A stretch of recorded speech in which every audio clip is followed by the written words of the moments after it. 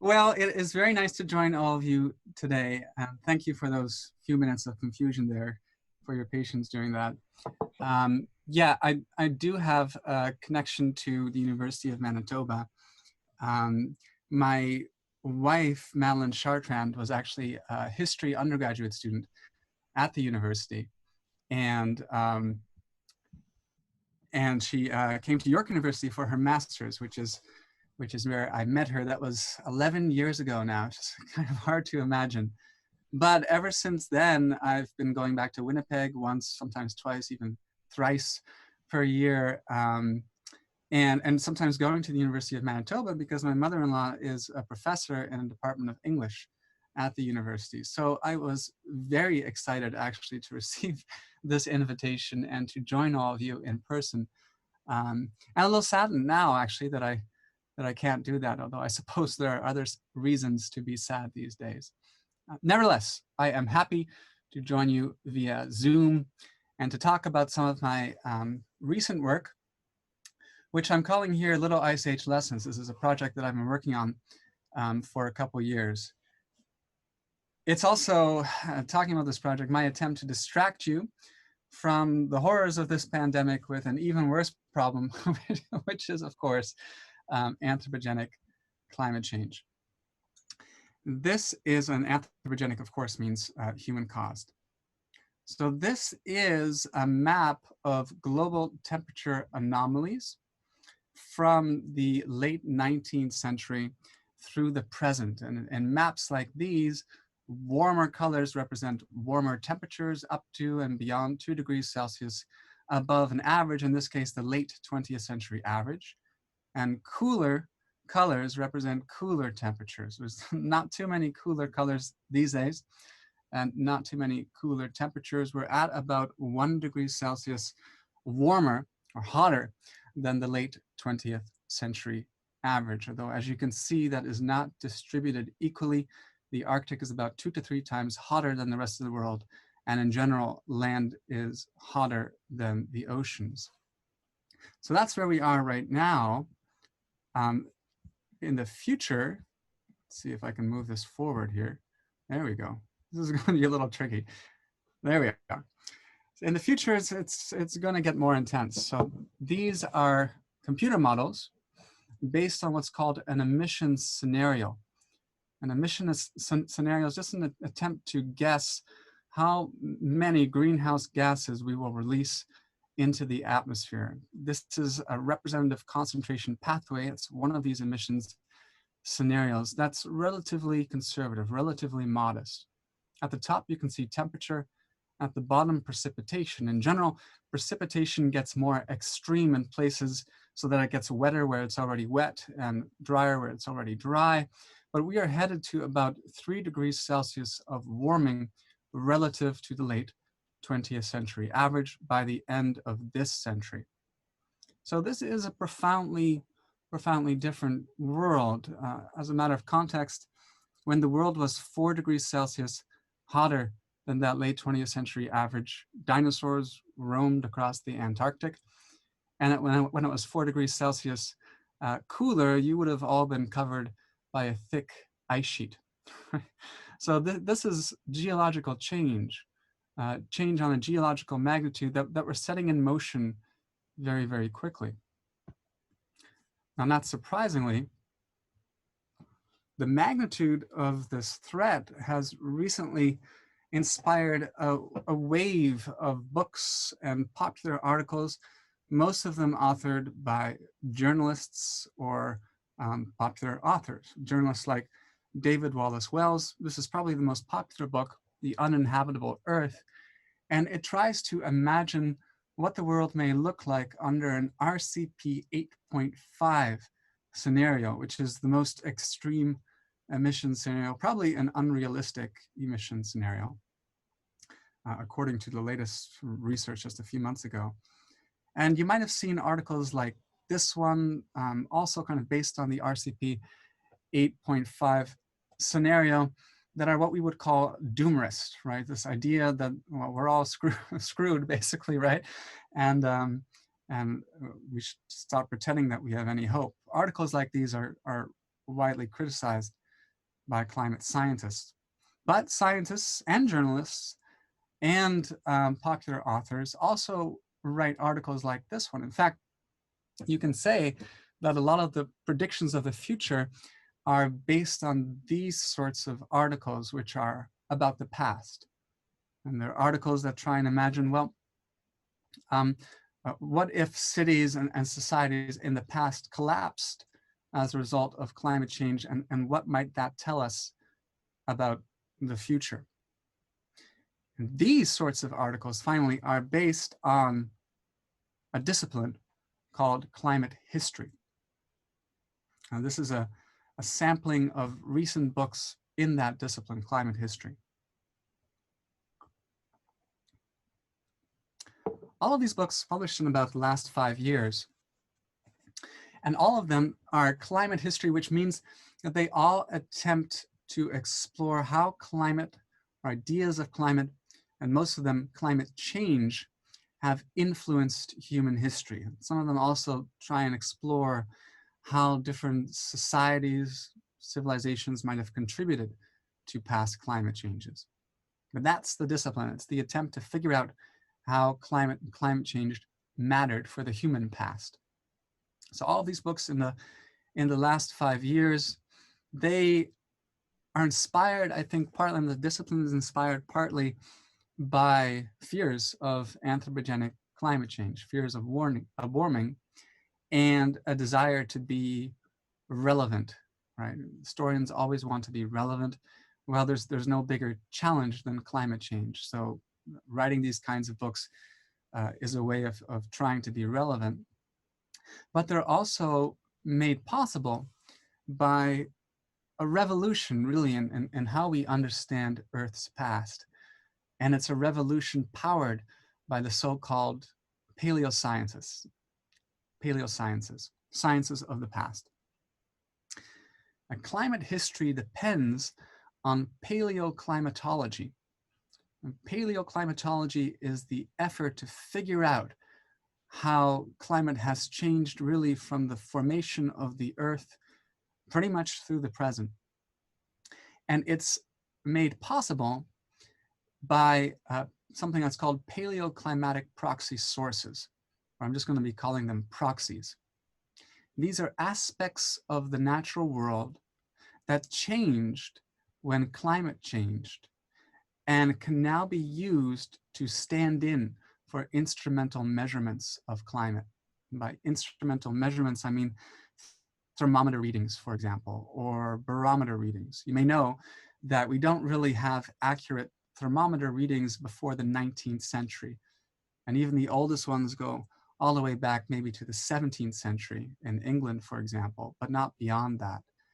And really to figure out how climate has changed before the expansion of worldwide weather stations equipped with thermometers, we need to use these proxy sources.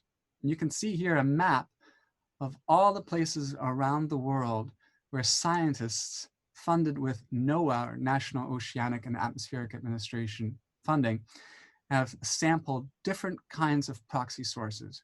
There's 8 different kinds on this map, but really dozens of these sources exist now. And just to give you a sense of how they work, because it's always easiest to give an example, I think, I'm going to focus on ice cores. And you can see the ice cores here in white triangles. And you might also notice that most of them, the overwhelming majority of them, have been accessed at the world's poles, particularly Greenland and Antarctica. So this would be, this is an ice sheet, in this case, from Antarctica. Now, ice sheets formed millions of years ago, in the case of Antarctica, tens of millions of years ago, from the bottom up, which means that the top of an ice sheet is relatively recent, but you go further back in time as you go deeper into the ice sheet. And so by drilling into this sheet, you can collect these cylindrical cores that can be very, very long and can take us up to 3 million years or so back in time in Antarctica. It's a more recent story in Greenland and much more recent and less accurate in the mountain glaciers. So on the left, my left, I guess it's your left now too, you can see paleoclimatologists drilling for an ice core at Antarctica. And on the right, you can see kind of a zoomed in view of what an ice core looks like. And you'll notice that there's all these layers, right? Ice cores are lined with layers. And the layers tell us annual precipitation, or sometimes decadal precipitation on an ice sheet. Now, the thicker the layer, the more precipitated at the location where the ice sheet was accessed. And so that tells us something about how much it precipitated regionally. But these layers can also tell us about worldwide temperatures. And that is because when the world is warm, there's more evaporation that takes place. And when there's more evaporation that takes place, heavier oxygen and hydrogen isotopes. An isotope is just an atom with more or less neutrons. Heavier isotopes are evaporated into the atmosphere and ultimately precipitate at the poles. So by measuring the ratio between heavy and light isotopes in these layers, you get a sense of how warm or cold the whole Earth likely was in a particular year or decade. And even more importantly, if you really look closely, you'll see that the ice cores also have little bubbles within them. And these are little time capsules almost of the ancient atmosphere. And if you're super careful, you can sample these bubbles and figure out the composition of the atmosphere of the Earth going back thousands, even millions of years in time. And this is one way we know that Earth's atmospheric composition has no parallel right now in the 300,000 year history of our species. There's just way more greenhouse gases, carbon dioxide, methane, nitrous oxide, way more of those gases in our atmosphere than there ever has been in the whole history of our species. Okay, so by collecting all of these proxy sources, by combining them, you get graphs like this one. And this is what we would call a climate reconstruction. And this one goes back 1,500 years. It's actually an amalgamation of 6 different reconstructions. So this is quite common actually for paleoclimatology, just to kind of combine these different reconstructions and in the interest of creating something more accurate. You'll see here on the y-axis, you'll see the temperature anomaly, right? 0 is the long-term mean. Sometimes the mean is set to the late 20th century average. And at the bottom, you can see the year, right? So clearly, we're going from the year around 500 to 2000 CE. And what these reconstructions show us is that Earth's climate has not been entirely stable, not only when we're looking at really long time periods. You probably know about the ice ages, so that's pretty obvious, right? That Earth's climate has changed in those time frames, but also when we're looking at the more recent period. So even if you're looking in 1,500 years or so, Earth's climate has not been stable. So there was a period called the late antique little ice age that started around the early 6th century CE with a cluster of volcanic eruptions. I'll get to that in just a second. That cooled the Earth. Although the cooling didn't last very long, and it might not have affected every season. So then you have a slightly warmer period until we get into the medieval climate anomaly, which is a substantially warmer period, several tenths of a degree Celsius warmer than the long-term average. Okay, so that's significantly warmer, but it seems to be localized to the Atlantic region. And then you get a more profound cooling, beginning arguably in the 13th century CE, but definitely intensifying in the 15th century CE, and lasting with interruptions through the mid to late 19th century. And this is what we call the Little Ice Age. The Little Ice Age overall, globally, it's a period of about maybe 0.3, 0.4 at the most degrees Celsius of cooling. So you can compare that with recent warming, which you can also see on this graph. And of course, it's smaller in magnitude than the warming we have already experienced, and significantly smaller very significantly smaller in magnitude than the warming that we will experience in the coming 80 years or so.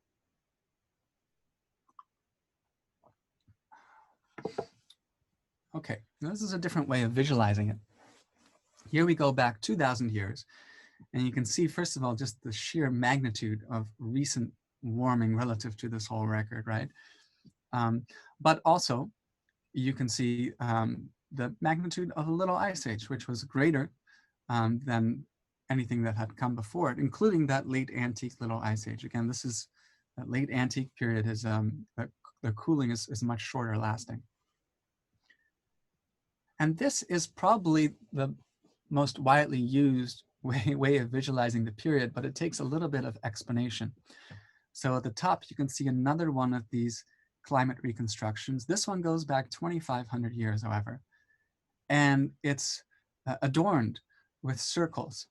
And the circles represent each of the 40 coldest years in this whole period. And so you can see a cluster right around that late antique little ice age, again in the 6th century CE, and then multiple clusters in the little ice age.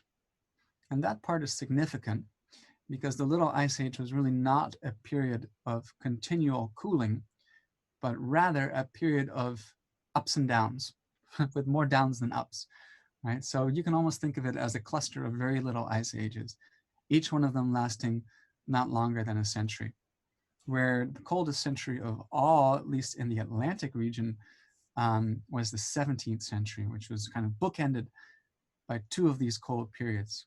One is called the Grindelwald fluctuation, one is called the Maunder minimum, but let's just say two very little ice ages kind of bookending the 17th century, which with a slightly warmer interruption between them in some parts of that century. And then there's the 19th century, which was probably globally the early 19th century, the coldest half century or so of the little ice age. Okay, so you've got these waves of cooling in the little ice age. And this makes clear, I think, or relatively clear, that in the northern hemisphere, particularly Europe and the Arctic, cooling could be pretty extreme during these cold periods. So we're talking maybe about 1 degree Celsius of cooling during each of these cold periods that might have lasted for several decades. Right? So now we're starting to see a magnitude of cooling that's in line, or I should say a magnitude of very regional cooling that's in line with the magnitude of current global warming, right? So here we can start to think of parallels between the past and the present. Now the bottom graph here tells us something about why this is happening.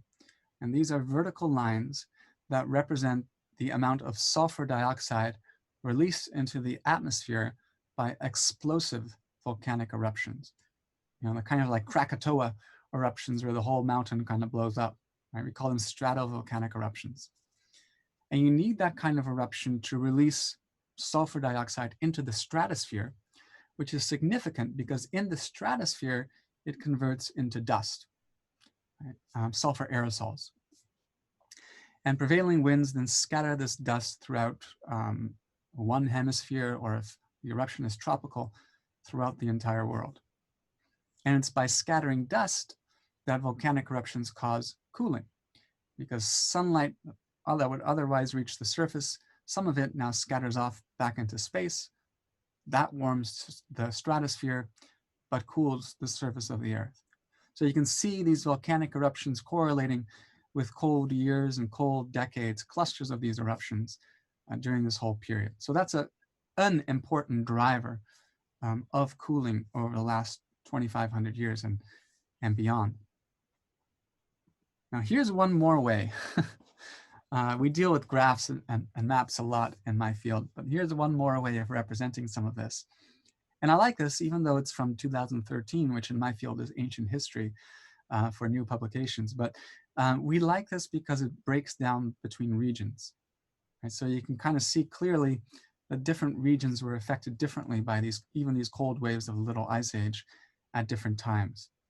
There's also a note here that says volcanic solar downturns. And that's significant because during some of these volcanic eruptions in the little ice age, solar activity also declined modestly. So most of the cold waves of the Little Ice Age, there's overlapping volcanic activity and so-called solar downturns or minima. Okay, so that's quite a bit of science there. But the upshot is that climate hasn't been stable. You might think of a hockey stick when you think of climate change, right? Where I don't know too much about hockey. Basketball is more my sport, but where the handle of the hockey stick is flat, right? And the blade curves upwards. Well, in fact, it's not that flat, right? There are significant variations in the past. The Little Ice Age has really been a focus of climate historians in particular, and that's for a couple of reasons. One is that it's probably the most significant cooling event of the last 8,000 years or so. Maybe there's another one that's very regional thrown in here or there, but when you're really looking at the magnitude and the duration of the cooling, I think it's probably the most significant for about that long. And two, of course, and historians will know this, it's fairly well documented in many parts of the world, right? We can actually even use oral histories to shed light on what happened in non-literate parts of the world during the Little Ice Age with high degrees of accuracy. So this is a period that's well documented, and it's a period of pretty extreme change. And the way that historians and archaeologists and geographers and natural scientists have written and spoken about this period is by emphasizing disaster and collapse, crisis. And you can see here where some of these ideas about the future come from, right? Partly they come from studies of the past that show, or that appear to show, that climate change caused disasters and crisis. A lot of this work is product of case studies about a relatively small number of places. The classical Maya, for example, which archaeologists and natural scientists have argued collapsed as a result of profound drought, a drought caused partly by cooling and the movement northward of something called the intertropical convergence zone, which is basically just where the trade winds from the north and south converge. Anyway, that's important for precipitation in this part of the world. And the idea is that there were landmark droughts at right around the same time that many cities in the classical Mayan, in the Yucatan Peninsula, but many of these cities were abandoned. So there seems to be an overlapping drought and city abandonment and maybe even depopulation towards the end of the classical Mayan period. Other examples, perhaps even more famous example, recently anyway, is Angkor Wat. For a second, I almost forgot the name, but Angkor Wat, which is a society that was in Cambodia, if memory serves, but a society that depended on the careful control of water with just these vast public works and infrastructure. And once again, for exactly the same reason, it seems that during the Little Ice Age, in this case, drought hit at just around the same time that these cities were abandoned, apparently, or at least depopulated. And so again, you know, you can find these correlations between drought in this case and depopulation and crisis, seeming collapse. Probably the most famous example, actually bizarrely, comes from Greenland and the Viking settlements which were established on southwestern Greenland in the high medieval centuries. Well, these settlements collapsed with the onset of the Little Ice Age. And the argument that's been made in many different publications, most famously probably Jared Diamond's Collapse, fittingly titled, is that European subsistence strategies that emphasized pastoralism, for example, that they were no match for the cooling of the Little Ice Age, which simply made it impossible to grow anything for much of the year. And so you actually, with zooarchaeology, you see the size of cattle getting smaller and smaller as these settlements sort of peter out, and then eventually everybody seems to disappear. So these are some of the case studies that come up again and again in this work on the Little Ice Age, and more broadly in work on climate history. A number of really important studies, probably most famously Geoffrey Parker's Global Crisis, try and stitch these case studies into a more coherent global picture. And the argument in Global Crisis, but this is really the case in many of these kind of big synthesis works, is, well, it goes a little bit like this. So climatic cooling interrupts or shortens growing seasons. Well, not just cooling, but maybe also changing patterns of precipitation. So it shortens or interrupts growing seasons. And when that happens, food prices ultimately go up, at least when regional stockpiles are exhausted. Famine and then starvation tend to follow. And malnourished bodies are more vulnerable to outbreaks of epidemic disease. Now, depopulation follows in the countryside, and migration from the countryside, which of course brings these epidemic outbreaks to major centers of population. Lots of people are dying, and eventually people start to blame authorities for the crisis. And so they get together in banded armies in many cases, rebellion follows. Sometimes neighboring states try and take advantage of the instability. In response, governments start to marshal resources from the countryside in many places. And resources including able-bodied people, right, to fight in armies, and commodities, most importantly, agricultural commodities to feed armies. Well, of course, that puts even more pressure on the countryside. And Geoffrey Parker therefore argues that there's a fatal synergy between climate change, harvest failures, starvation, epidemics, and conflict, particularly in the 17th century, which, if you remember, was the coldest part of the Little Ice Age in parts of the Northern Hemisphere anyway, and certainly the Atlantic region. So there's a fatal synergy. And according to Geoffrey Parker, about 1/3 of the world's population dies in the 17th century as a result. Now that's kind of qualitative. I would call it mostly qualitative climate history. There's also a branch of this field, probably the most influential branch of this field, which you might think of as statistical or quantitative climate history.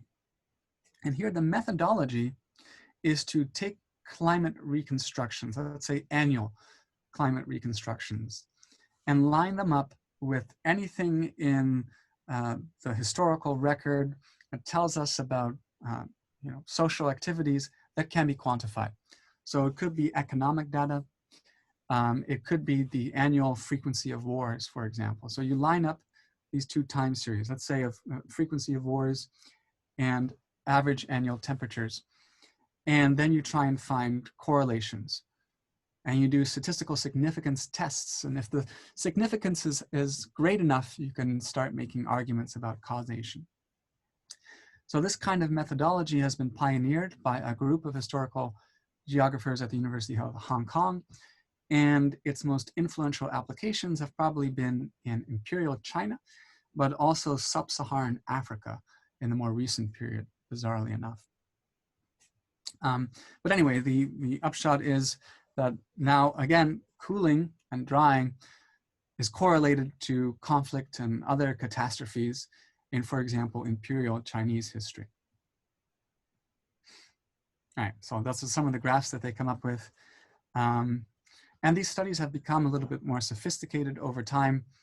But in essence, it's about finding correlation and using sufficiently significant correlations to make causal arguments.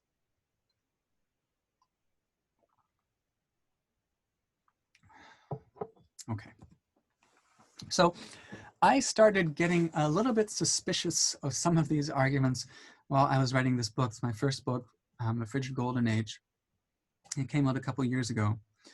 And it's about the Dutch experience of the Little Ice Age.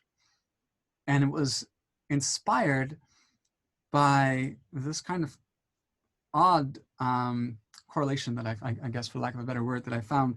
I mean, there's some kind of word that works here, but me just thinking it was weird that the golden age of the Dutch Republic coincided with the coldest stretch of the Little Ice Age, right? That seemed to fly in the face of a lot of the scholarship in this field. And as I was digging into the book, I found it even stranger that the Dutch Republic, which by the way is the precursor state of the present day Netherlands, the Dutch Republic had been lumped into other examples of crisis and catastrophe during the Little Ice Age, partly because people were finding political crises in the Dutch Republic and then kind of lumping them in with other political crises around the rest of the world and just arguing like, yeah, okay, so the Dutch Republic is also part of the global crisis. So this book, when it came out, tries to go beyond politics and to look at economics, military conflict, and culture, and to show how those were affected in very complex, sometimes ambiguous, but in the Dutch case, often positive ways by climate change, which again, in magnitude, in the Dutch Republic was probably of about 1 degree Celsius of cooling relative to the 20th century average. And so after finishing this book, for the last couple years, I've been working on this project, which we finally get to now, called Little Ice Age Lessons. And in this project, I'm trying to do 4 things, really. I'm trying to establish a new best practice for my field, there's climate history. A best practice that maybe gets us away from what I can increasingly consider to be kind of cartoonish. That's pretty harsh, but simplistic maybe, also pretty harsh. Histories that connect climate change to crisis in, I think, too direct a fashion. I'm trying to make use of better climate reconstructions, more precisely of higher resolution climate reconstruction. So these reconstructions are getting better and better all the time as we access more and more of these proxy sources. And their resolution, which is kind of a word that means precision in time and space, their resolution is good enough now, I think, to develop more sophisticated histories. I'm also working with scientists and statisticians to develop better statistical analyses that are more appropriate to the data sets being compared in climate history. And I'm trying to synthesize and write case studies of resilience and adaptation in the face of climate change, which I think have been systematically overlooked. I'm trying to do all of this in a publication for a major scientific journal, which is kind of an eye-opening experience, but also for an edited book and maybe some other projects as well. So I want to take you through these things quite quickly, hopefully in no more than 10 minutes or so. So there'll still be plenty of time for questions. So beginning with a new best practice, the most important thing really is getting from interdisciplinarity to multidisciplinarity. I know anything with disciplinarity in it, this kind of jargon is thrown around a lot, but I think it's actually significant in this case. So when you're interdisciplinary, you yourself dabble in many different disciplines, right? So for example, in my case, frankly, when I was writing The Frigid Golden Age, I was writing a lot in science, right? A good chunk of the book is science, really. And then doing history, and in some cases, even bringing in a little bit of cultural studies and archaeology, and I guess history of science as well. So that would be a prime example of interdisciplinarity. I'm not saying there's no way of doing this right. It can be a very valuable thing to do. But I think the cutting edge of this field, at least for non-manuscripts, so for articles, right, is multidisciplinarity. And what that means is building teams of people and letting each person use their area of greatest expertise to its fullest extent and contribute that to the project. So on the top left, for example, this is a workshop, one of the workshops that I threw for this project at Georgetown. On the top left, you can see Kevin Anchikaitis. He is one of the world's leading tree ring experts. It's one of these proxy sources, maybe the most important for the last 2,000 years, although he's showing an ice core here. But so his expertise with tree rings and really with paleoclimatology in general will always dwarf mine, right? So instead of me trying to do paleoclimatology, why not ask him to do it as part of our team? In the top right, you can see my colleague at Georgetown, Kate de Luna. She is one of the world's leading experts on the deep history of Africa and historical linguistics. So if I want to find a case study of human responses to climate change in Africa, I shouldn't do it myself. I should ask her to contribute that case study to our project, right? So this is a principle called consilience in climate history, consilience, where you bring everybody aboard these teams. And it's a principle that I wanted to model and maybe refine as part of this project. And a really important thing for me was bringing aboard as many different people from different disciplines as I could at the beginning of the project, so that we could all sort of brainstorm the big ideas of the project together, rather than deciding it and then sort of bringing in a paleoclimatologist only when I needed her or him, right? So that was really important to me, to kind of start that at the ground level, multidisciplinarity baked into this little Ice Age Lessons project. And we try to think of models for doing climate history. I'm not going to go through this whole thing, but two big points that I do want to stress is, first, that we are really emphasizing uncertainty in our work, right? How we need to try and grapple with it, how relationships between climate change and weather events are going to be uncertain when we try and establish them in the past. Our relationships between weather events and specific historical events are going to have a measure of uncertainty when we try and establish them. And then the historical events to historical trends are also going to, if we try and establish those connections, that's also going to have some uncertainty mixed in. So we're trying to be a little bit humbler about the way that we do this kind of work. Also, importantly, we are trying to emphasize that climate historians, instead of looking at a crisis and then trying to relate it to weather and climate change, they should do the reverse. They should look at climate change first and then try to establish the historical ramifications of climate change only after identifying a period of significant change in the past. I think that's how you get beyond this incessant focus on catastrophe, which I think has been part of this discipline for a long time. So that's the first point then, about sort of establishing a best practice. The second point has to do with climate reconstructions and how we use them. So remember the reconstructions that I showed you a little bit earlier. Now, these are the kinds of graphs that have entered into climate history. Now, this is not a climate reconstruction, but it is typical of the kind of figures that you might see in a lot of climate history books, where there's very little precision, right, in the graph. There certainly, it's hard to see what's really going on here. The graph seems to move backwards in time and then forwards in time. I'm not going to name this book here, but this is pretty typical of the kind of precision that you might see in a lot of climate history books.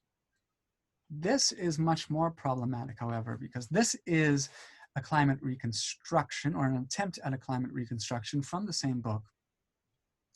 And the idea here is that changes in solar activity directly correlate to changes in temperature over, in this case, about 2,000 years. But if you remember those reconstructions I showed you earlier, it's immediately obvious that that is not the case, right? And if you ask a scientist how they would feel about this graph, they would say, well, solar activity isn't even likely to be the main driver of change before recent warming, right? It's volcanic eruptions that are probably significantly more important. So this is a climate reconstruction used in entirely the wrong way. In this case, a very, very popular book, a recent book in my field. You often see graphs like this one, where it's not certain how this graph was established. There was no caption in this graph, for example, so we don't know the proxies that are informing, the climate proxies that are informing this graph, which I would say is quite problematic. We don't even know the resolution really of this graph, right? So it's this showing decadal temperatures.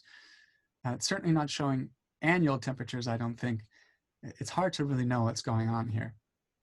But that's a whole lot better than graphs like this one. This is from the most popular book, I think, in my field, at least popular among kind of a general lay audience. And this is supposed to show climate change over the last 1,000 years. But again, if you go back to those reconstructions I showed you earlier, it's difficult to know exactly what's going on here. This is from the updated version of the book, which just came out, I think, last year. Here, there's no X or Y axis. There's no indication of the kind of proxy sources that are being used here. It's very confusing. And the problem with this, of course, is that if your reconstructions aren't precise, then it's impossible for you to accurately connect climatic change to human history. Like, how are you going to argue that a period of climate change affected an event in a particular year or even a trend over a couple of decades if your reconstruction is super, super low resolution and we have no idea where it's coming from? So a big part of this project, and oh yeah, by the way, the qualitative descriptions of periods like the Little Ice Age are maybe even more problematic. And this one is another recent and popular book about the Little Ice Age. And here we have temperatures in the Little Ice Age declining by 2 degrees Celsius globally. And that's simply inaccurate and even dangerous, right? Because if you say that about the Little Ice Age, people are liable to take global warming a lot less seriously. So it's been really important for us to try and develop, ideally, our own climate reconstructions with the most cutting edge data, using what we consider to be, the best paleoclimatic sources and people in our project. This is, in hindsight, kind of confusing, but just very briefly, it shows that different climatic regimes hit different places at different times in the past. So those graphs that I showed you are doubly wrong because they don't show us what's happening at the regional or even the local level. And we do have that kind of knowledge now. Global warming, by the way, is different. Every place now is getting hotter at the same time. Okay, so we're using these really high resolution climate reconstructions and even developing our own. The other thing is we're trying to pioneer kind of new statistical ways of interpreting them.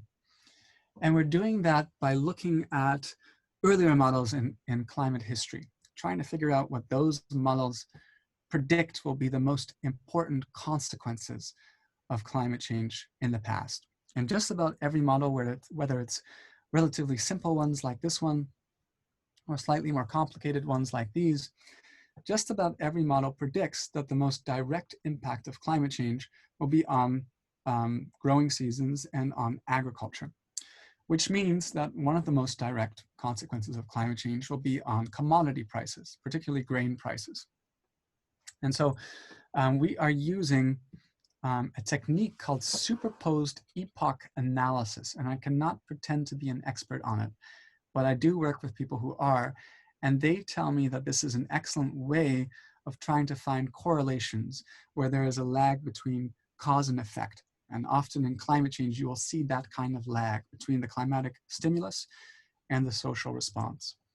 And we are applying this technique really for the first time to commodity price indices that have been compiled for decades by economic historians and are now really, really high resolution in time and space and available for all over the world, but it should be said particularly for different parts of Europe, parts of the Middle East, China, India, those kinds of literate societies.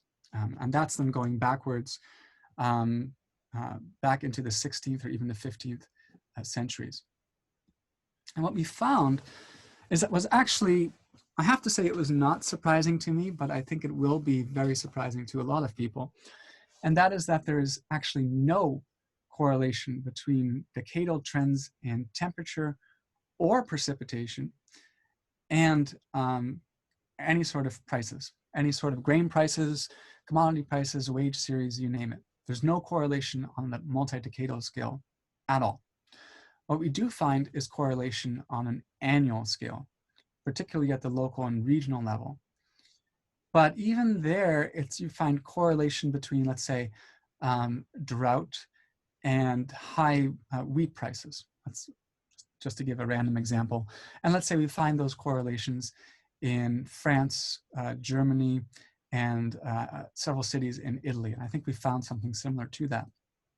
Or cooling, right? But we find those correlations only for a small number of years. In many cases, not more than 6 years, for example, depending on the variables that we look at. Which is all to say that the impact of climate change quantitatively, statistically, on societies appears to have been grossly overstated in climate history. And now there's several different reasons for that. One would be that new climate reconstructions show that periods like this little ice age were what I would call spatial temporally heterogeneous. That's terrible. But that's all to say that they are not the same in different places and at different times, right? This stuff is really complicated. So we can't actually identify a period where one century or several centuries just constantly cold, right? There's a lot of these little waves of cooling that happen at different times in different places. So I think that's one thing that's driving this result. Another thing might be the buffering of commodity prices to climatic events, especially at the multi-decadal level. And there we are starting to get into resilience to climate change. Resilience is often defined as an ability to avoid damage. To put it most simply, damage as a result of climate change. And one of the most important sources of resilience in this period was the integration of commodity markets, particularly grain markets, for example, in Europe, and rice markets, for example, in Asia. That integration was not smooth sailing everywhere. It was often reversed in different places. Even during the 17th century, even in places like the Dutch Republic, there's probably a trend towards less integration. But the upshot is that over a long period, you do have more and more integration, which means that if you have, for example, a regional weather event that reduces harvests, you can compensate for that with imports from another part of an integrated grain network, for example. So there's some of that going on too. But perhaps most importantly, there is a great deal of examples of adaptation and resilience that have been overlooked, I think, in climate history. And what we're doing is we're getting historians and archaeologists working together to contribute examples of this from many different parts of the world, from China to North America to Africa, but especially for Europe.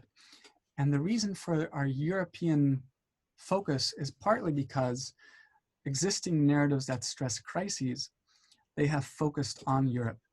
And now, in fact, we're either reinterpreting some of those narratives or just finding entire histories that have been ignored so far. And of course, my work has focused on the Dutch Republic, although I also do an increasing amount of work on the Arctic as broadly understood. And this is work that, here you see a map of the Dutch Republic in the early 17th century and a map of, I guess, a painting of Amsterdam in the 16th century. This is work that partly focuses on kind of ingenious responses to climatic change and systematic resilience in the face of climatic change. And one example of resilience would be the transportation infrastructure of the Dutch Republic, which afforded many, many different ways of getting between centers of population. You could use skates, for example, and in the winter, a skate is actually a Dutch invention. Or you could travel by road in the summer. And in fact, you could use many different roads, all composed of different materials, which were more or less vulnerable to different kinds of weather. Or you could use something called a pole ferry.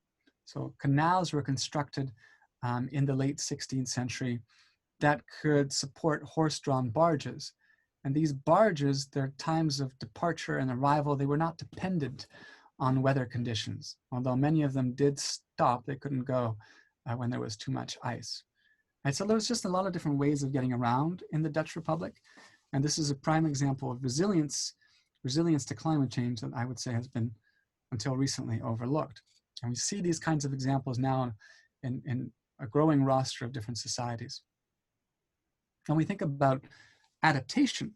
So when you kind of change the way you do business to exploit climate change or to better endure it, some of my favorite examples involve technological innovation. So this is a model of a Dutch icebreaker from the 17th century. Brewers' guilds would build and operate these kinds of icebreakers. And they would break ice between places that brewers' guilds thought were indispensable to the functioning of the economy or to public health. So for example, a canal where people would transport fresh water or milk into Amsterdam, that seemed important to keep open. So these icebreakers would be able to keep that open in most conditions, either by just pushing through the ice or by raising that contraption and smashing it down on the ice to actually break it up and then push it away.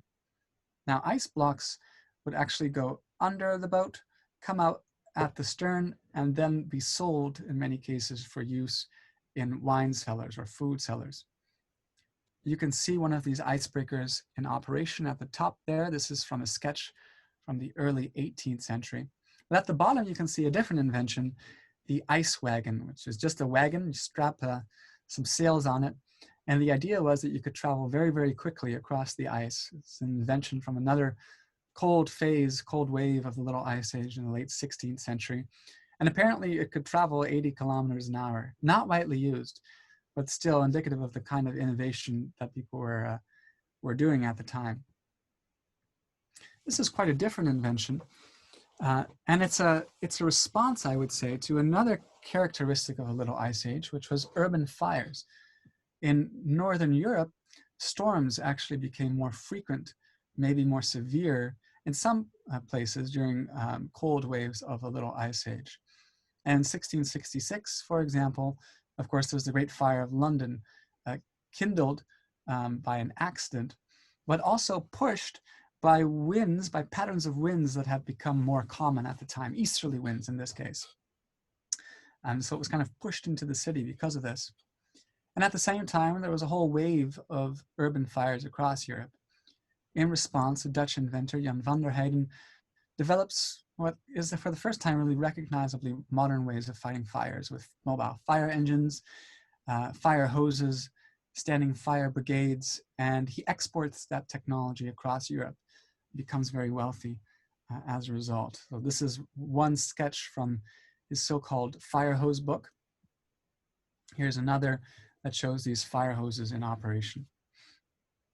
Or maybe my favorite example, well, favorite is kind of relative here because it's a bit of a tragic story, maybe a very tragic story, but it comes from the Arctic, where European whalers set up a whaling industry in the 17th century around the archipelago of Svalbard and the island of Jan Mayen. They're located about halfway between Norway and the North Pole. And they were hunting about 50,000 bowhead whales that used to live there. And they would hunt them from ramshackle coastal installations where they would boil the blubber of these whales, and eventually more or less permanent whaling stations that could become quite large.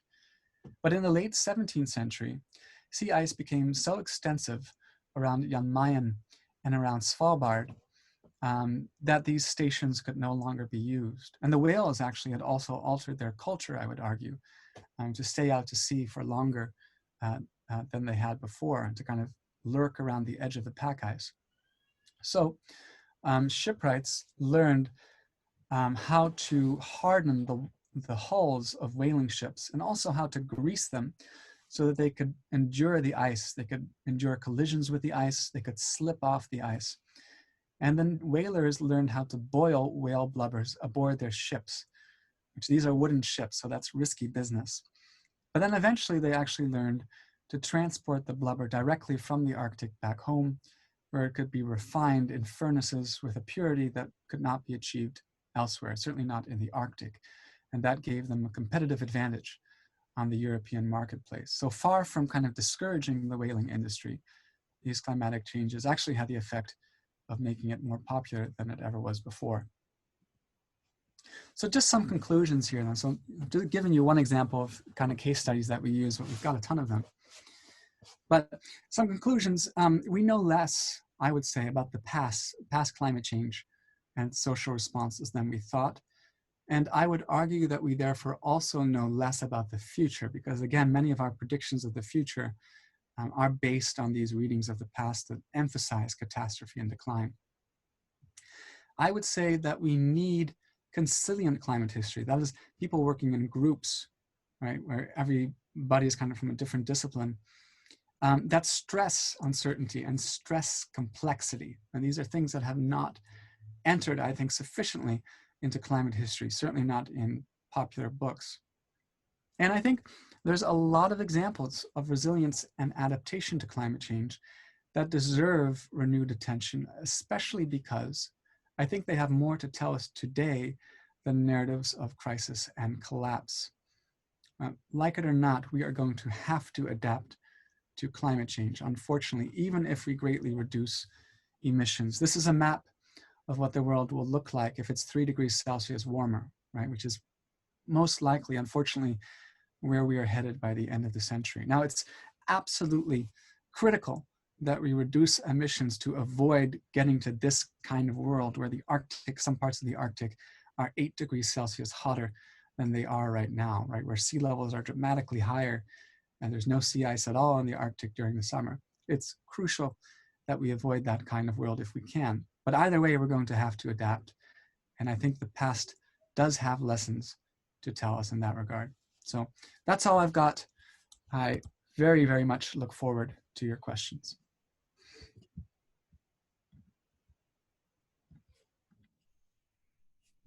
Okay.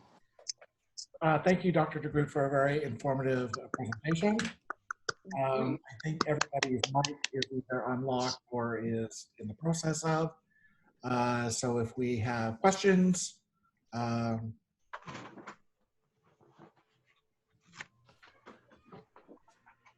Yes, I have a question. yeah, go ahead, Jackson. All right, thanks again for your great presentation, Dr. Degroot. So I was wondering, you did talk about, you did talk a little bit about how how Dutch merchants and whale hunters in the Arctic made adaptations in response to the changing climate of this period. I was wondering if in your book you talk about the role of colonialism and kind of Dutch expansion throughout the world more broadly, how that may have facilitated this adaptation, and maybe even how the impact of climate change in this period may have been either a benefit or an obstacle to Dutch colonization as well.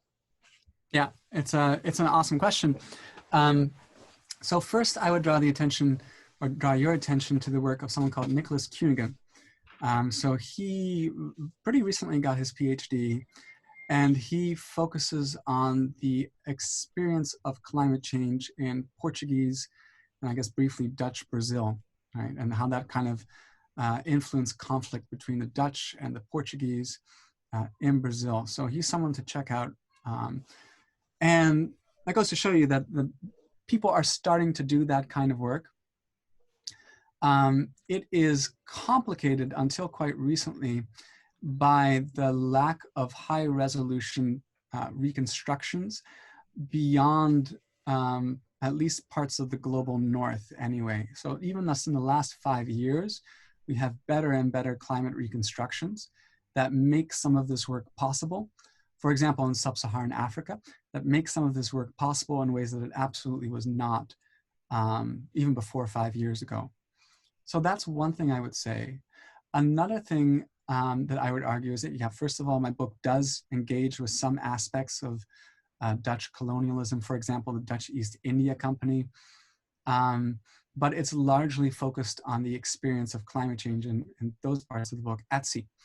And there it shows, for example, that Dutch trips to Asia were quicker than they would otherwise have been because trade winds strengthened. Right? So this is also another kind of response to climatic cooling. So there we actually have a benefit to Dutch colonialism that seems to have been significant. What else? There's been more work actually done on sub-Saharan Africa in the last 2 years, I would say, that suggests that there might have been a correlation between climatic cooling and years in which more slaves were transported across the Atlantic Ocean. And the theory there is that climatic cooling reduced the disease burden in parts of sub-Saharan Africa and thereby allowed slaving economies to function more efficiently. Although, again, this is work that depends heavily on correlation. So more qualitative research is required there. The upshot is that there's a lot of potential for this kind of work, for work that looks at entire trading empires and tries to figure out how their peripheries were affected by climate change. And I think that's really the next step in this kind of research, for sure. And certainly would be the next step. If I was trying to write a sequel to the Frigid Golden Age, it would be my next step. Maybe a second edition. All right, thank you very much. Yes, Dr. Kosar. So first of all, hi Dagomar. We've actually never met in person, and it's wonderful. And thank you so much for this really fascinating talk. And you were giving me so many things to think about. And one was, as somebody who's worked a little bit on 14th century plague, your resilience narrative really resounds with me. And I think that, you know, at the moment, we're seeing certainly medieval historians are in the midst on social media talking about how in this pandemic, the kind of disaster narrative, you know, we've seen op-eds written by people who say things like, well, the Black Death, you know, killed feudalism, you know. Oh my goodness, yeah. You know, and the kind of big crisis narratives in that field that certainly, you know, I think a number of us have tried to push against. And so it's fascinating to me, you know, and the argument that you made in your book, I thought was really interesting. And I want to ask you a little bit about the politics of this, given that the minute we start saying, oh, good, yeah, there we go, thank you. The minute we start talking about adaptation, or we start moving away from the disaster narratives, of course, we may well find ourselves in conversation with, in your case, climate change deniers. Mm-hmm. And I'm wondering what you do with that problem in terms of the kind of best practices that you're interested in getting at. Yeah, so first of all, I hate to do this, but we did actually meet in person once, but it was long ago in the mists of time. I think it was... Oh man, let's see. I think it was 10 years ago. Okay, there you go. So you're off the hook there. And I do actually remember that meeting somehow. But but in terms of the politics of this, that is something I think about all the time. And actually, this might be something that has direct parallels to the present with COVID, although I haven't really worked that out yet, frankly. So I would say that inaction on climate change is driven by, well, a whole bunch of different things, obviously, but at least in terms of narrative and discourse, it's driven partly by denial, obviously, right? This idea that climate change isn't happening, or the idea that it won't affect us. But it's also increasingly, I think, driven by what I would call doomerism. And a lot of people call this doomerism, right? This idea that, oh, well, we're all doomed anyway, so there's no point, right? Mm-hmm. And a lot of people in the climate activist community, right, the climate community, I guess, they would argue that both of these things are dangerous, but the doomerist argument is becoming more dangerous, while the denial argument is becoming less dangerous as more and more people accept the reality, if polls are to be believed, accept the reality that climate change is happening. And it starts to become an accepted reality, not just among Democrats, but if you speak to people privately, which is a problem, of course, but if you speak to people privately, also political operators in the Republican Party, right? So just thinking purely about politics, I would say that it's important to have these kinds of narratives where climate change is not something that simply destroys everything, no matter what, everybody's doomed, and also not something that's just not happening. We need to find a middle ground where it's an incredibly serious threat, the most serious threat we face, but we are not necessarily doomed, right? Surely there must be space somewhere in that middle ground. And that is both, I think, a more accurate reading of the past and one that I think can motivate action more effectively today. Yeah, that makes a lot of sense. Thank you very much. Thank you. Yes, Dr. Bader. Unmute myself. Hi, first of all, this was a completely fascinating talk. Thank you so much. And also thanks to everyone who helped, making this possible. It's really, I wasn't able to be there for most of the day, but it's been tremendous. It's really not sort of question and observation is how fascinating it is to put this, this piece of climate history into the history of the rise of capitalism and the rise of modernity, because it's really, that's really the larger framework that we talk about. So, it's not part of the, the narrative as we know it. That, so if you want to say a bit more about that. Yeah, first thing I'll do, just in the chat function, this is a link to a book that tries to do exactly what you're saying. It's called Nature's Mutiny, and it was just published about a year and a half ago, I think maybe a year ago, 2019, I believe. And exactly as you say, it's trying to argue that the Little Ice Age was responsible for, kind of the rise of the West, right? the rise of capitalism, modernity, however you want to define those things. And I would say, unfortunately, that kind of climate history is partly what this Little Ice Age lessons thing is kind of rebelling against, I suppose. And the reason for that is because, it's an argument about causation ultimately, right? And you can connect climate change to just about anything you want if you're not careful, right? Because weather ultimately can affect just about anything, right? We're even seeing that now when people argue that flows of migrants, for example, are driven by climate change from South America, for example, right? Whereas if you start to look at those relationships in the present, talking about migration now, if you look at those relationships in the present at higher resolution and actually see where these people are coming from, those connections between climate change and human activity start to unravel. And it's the same when you're looking at the past. If you're not scrupulous, you can make these really broad claims, but if you actually look in higher resolutions, sometimes the basis for those claims tends to fall apart, right? And so it's very easy to make grand claims. It can be very hard to substantiate them, which is not to say the Little Ice Age didn't matter, but it's just that we need to be very, very cautious in making those kinds of big connections. And I don't think we're there yet. It might take a lot more scholarship to actually get to that point. Well, I understand, and that makes sense. At the same time, it seems to be part of the puzzle. And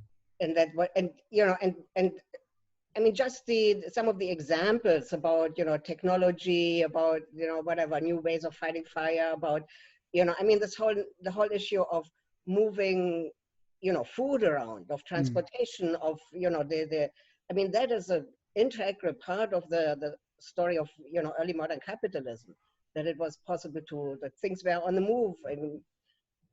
goods were on the move in a new way. So it seems to me that, I mean, I understand that we shouldn't, I mean, this is not the, like avoid narratives that this is the one factor that caused capitalism, right?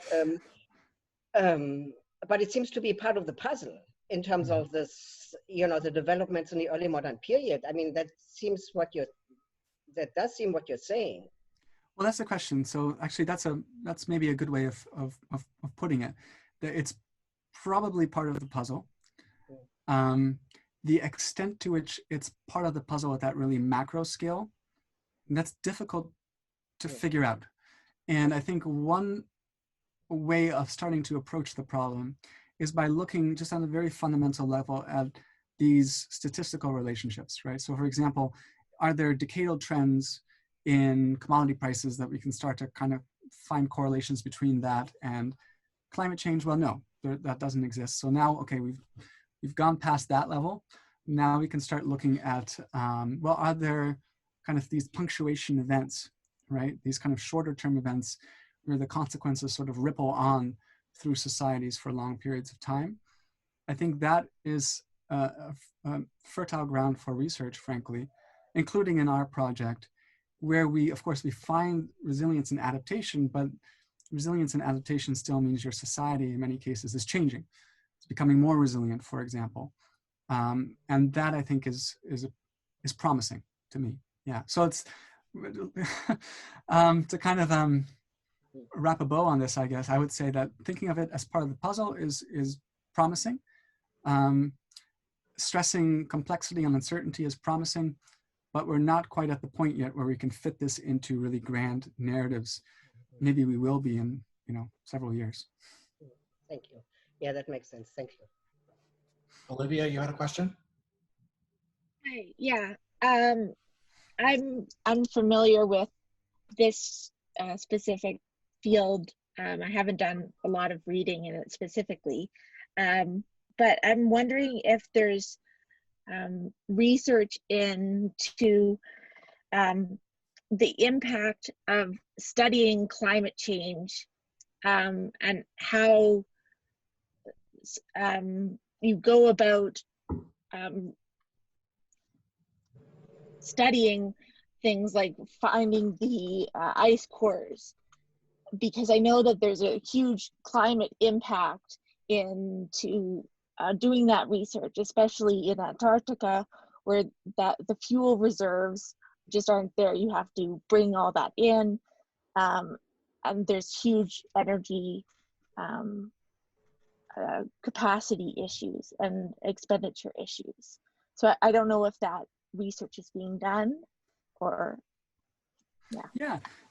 including, so yes, I mean, we can quantify some of these things, right? So how much carbon do you have to burn in order to study how the world is changing because of carbon that's been burned, right?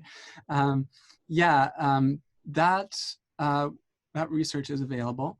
More importantly, I think, scientists who are actually conducting this work reflect on some of these ironies.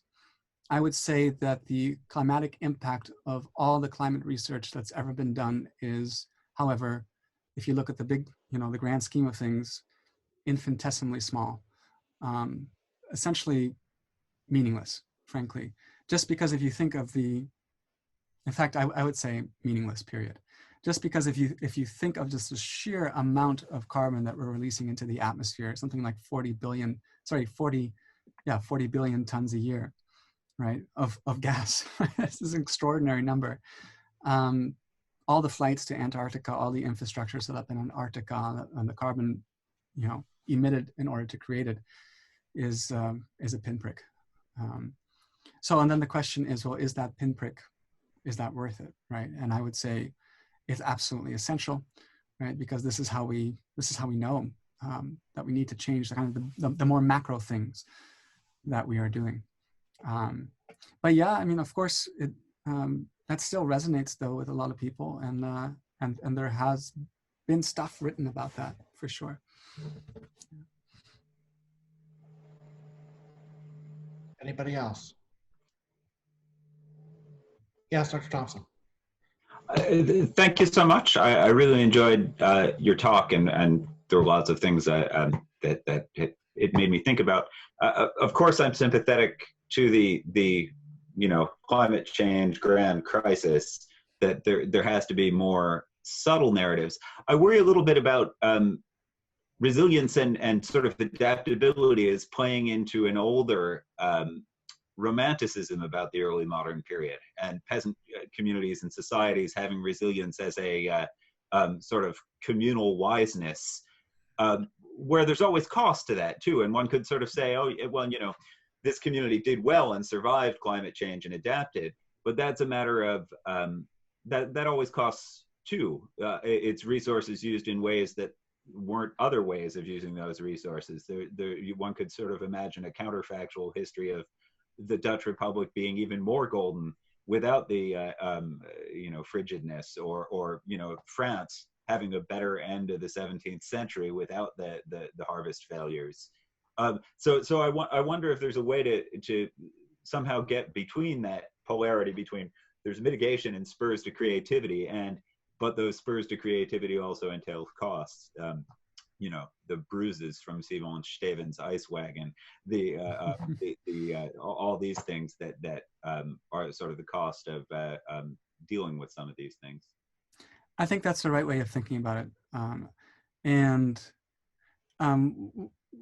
Kind of one framework, I guess, that has been adopted is this distinction between resilience of institutions or societies or networks versus resilience of individuals and resilience of communities. And these things all mean different things. That's kind of one way that people have started to approach that, so that the resilience of a society might belie the vulnerability of people who are swept away by floods that maybe have been spurred in part by little ice age storms. So that's one way that people have started to approach this. I think more broadly, I would argue, and I argue this in the book, that on a very fundamental level, this thinking of either feast or famine, right? Either society is resilient or it's vulnerable and that's it. That kind of thinking is not complex enough. We have to kind of try and go beyond that and find maybe pockets of resilience and vulnerability, and to try and explore the costs, exactly as you put it, differential costs of different kinds of resilience. So there's limitless complexity here that you can explore. And it's those kinds of questions that have not been pursued enough in climate history. Now with this article, this little Ice Age Lessons article, there's always the question of audience as well, right? So in this case, we are trying to publish in a very big scientific journal. And there, I think what the audience needs to hear is that there are different ways of understanding these relationships and doing climate history. But then we're also moving towards this edited book, where really the focus of the book is going to be exactly kind of what you emphasized, where it's the need to develop these more complex narratives, and not just in Europe, frankly, but well beyond Europe, as far as that's possible. So yeah, it's kind of, there's two prongs to this effort. And if I were to summarize it, it actually would be the importance of creating more complex and more realistic narratives of the past. So yeah, we are hopefully operating along the lines that you suggest. I look forward to reading it. It sounds like both the book and the article. It sounds great. Thank you. Can I ask another question? So one of the other things I was thinking about when you were talking about the idea of a consilient climate history, and I mentioned it to Len, who's sitting behind me, has to do with grad students with training. And, it's so difficult, isn't it? We get to these points in our careers where we can work, say, with a team. I'm just starting a new project I'll have a collaborator. It's the first sort of thing like that I've ever done. I think it would be great, and I'd love to hear if you have thoughts about how, right within graduate student training, we might start to work in these multidisciplinary ways. And, I see funding agencies increasingly interested in team-based approaches, but again, for people who are much more further along in their careers. Any thoughts about that? Is your institution doing things Yeah, no, I have a lot of thoughts about that, and I don't know if I'm going to be able to express them all coherently, but I will do my best. I do think that the impetus is at the institutional and, frankly, the faculty level, right? That, and maybe I can just share some experiences from Georgetown and also from mentoring graduate students.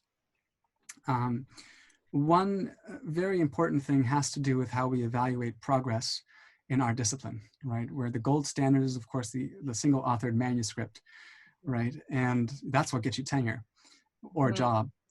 And I think we need to move away from that model yesterday, basically, right? Because it really complicates this kind of work. It is now almost impossible for a graduate student to emphasize a consilient, multidisciplinary approach in their scholarship, or for junior faculty to do that really until they get tenure. Yeah. And there's, at an individual level, if you're thinking on careerist terms, it makes all the sense in the world not to lead these kinds of projects, for sure. Now, as faculty members, we can get around some of that, I think, by bringing our graduate students into our projects, but not overburdening them. So I have a graduate student, for example, or two graduate students, two, that I brought into this little Ice Age Lessons project. And, you know, their contributions actually flow from the coursework that they've done for me. So at the very early stage, at the beginning, really, of them entering a course, we were working towards a model where they could ultimately contribute to this project and then be a co-author in one of these really big, you know, scientific articles. So that was, you know, that was, I think, valuable for my students, and it requires a very, very, very minimal time commitment from them. So in that way, you know, you make this kind of contribution and experience possible for the student without taking away from the kind of progress they should be making elsewhere.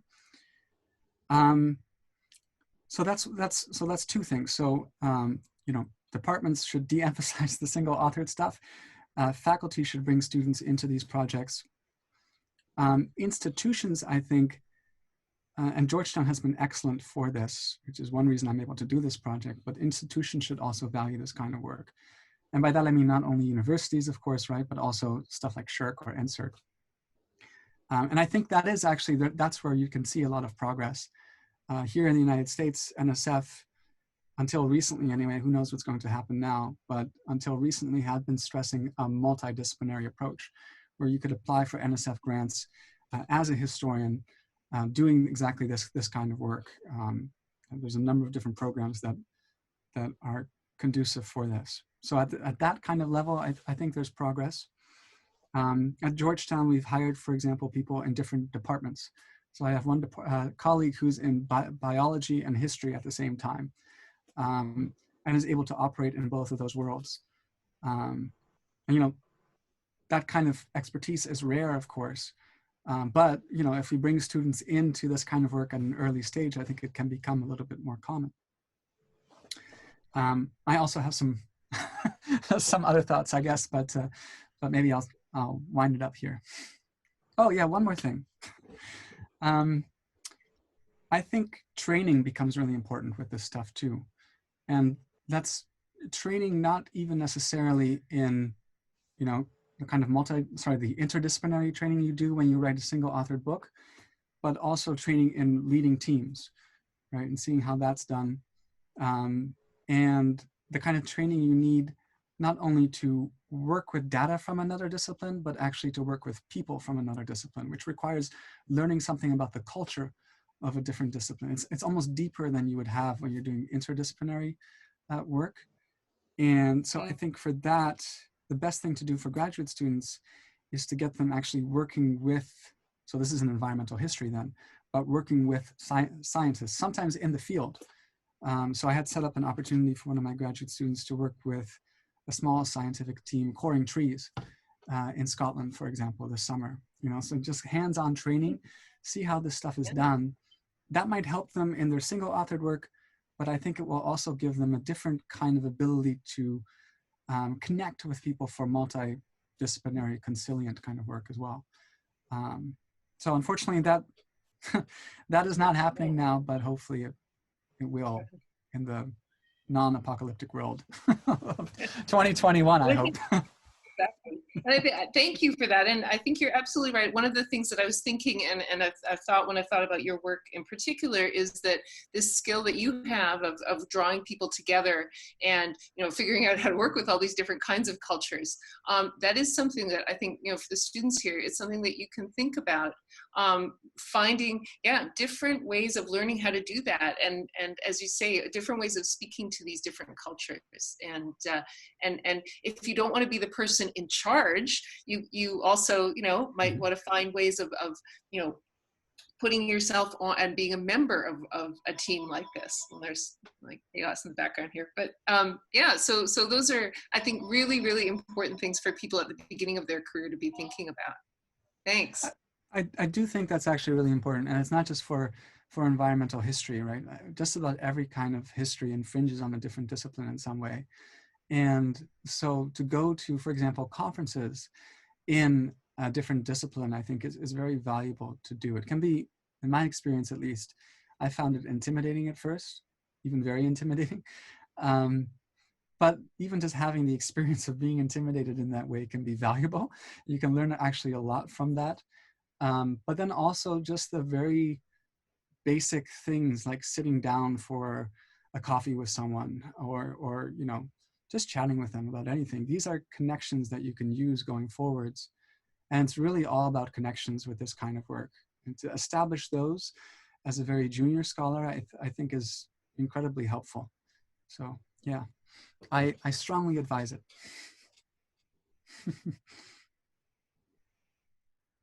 Are there additional questions? Yes. Yes, I had a question about teaching environmental history. I was wondering if you could say something about maybe your own experiences in teaching environmental history and student responses and maybe particular assignments that have worked particularly well. Yeah, sure. I can try. So the first thing I would say is that environmental history, I found it to be more popular, increasingly popular among undergraduate students. And you can probably imagine why, right? Environmental crises seem to be some of the biggest that we face, right? So students, especially at Georgetown, I think students are motivated to kind of, you know, learn about that from as many different angles as they can. And I say especially at Georgetown because we are very connected to the sort of policy ecosystem here in DC, and a lot of students want to go on and do policy work here. In terms of how you teach it, I think it offers a number of exciting opportunities, especially opportunities centered on experiential learning. That has been the most exciting part of this for me in the last couple of years. Kind of getting students to get their hands dirty, sometimes literally going outside and collecting proxies, for example. Tree rings I mentioned are a very important proxy, so getting students to core trees. I teach about the history and environmental history of space as well, so getting students to use a telescope to look at the mountains of the moon, for instance. That has been very resonant with my students. But all these kinds of ways of experiencing the kinds of things that would otherwise seem more abstract and intangible in the classroom, I think that has really been important for me. Environmental history also makes it easy to explain the relevance of the past. Sometimes you get that, often you get that, I would say, in other kinds of history. But with environmental history, you know, if you're talking about climate change in the 17th century, it's not much of a leap to then start talking about why this matters today, right? And if you're talking about, so a lot of my work involves this, climate change and conflict, then it's not very hard to get students to work with digital tools that are now available that inform, for example, policymakers and allow them to predict areas of future conflict based on precipitation trends and social trends, right? So allow them to kind of engage with the past and the present at the same time. It's also been, for me, exciting to actually get students to contribute to solutions, in part solutions that are based on public outreach.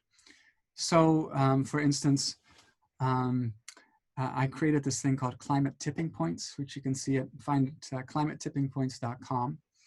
And these are student essays that you can access by clicking on different icons on a map. And the idea of these essays is that they all have to communicate in jargon-free ways, so as clearly as possible, how climate change has affected or will affect a particular community with some of the insights of history that we kind of bring up in the course. And students have shared their essays with their family members or their friends. It's a way that they can feel that they are part of informing the public and therefore maybe part of the solution. So those are three things, I guess, that I would emphasize. But I discuss this at some greater length at my website, which is dagomardegroot.com. So you can find a whole section on teaching there where I really talk about that at some length. Good, thanks. All right, are there additional questions or? Seeing no hands flare up. Again, I want to thank Dr. Dagmar for logging in and doing this presentation today. I think we would all agree it was incredibly informative, and unfortunately you weren't able to come here in person, but hopefully someday in the future when whatever the new normal looks like. If we can give him kind of a virtual round of applause. Absolutely. Thank you. And thank you, Harrison, for the invitation. It was great to see you all, talk with you You're all. very welcome.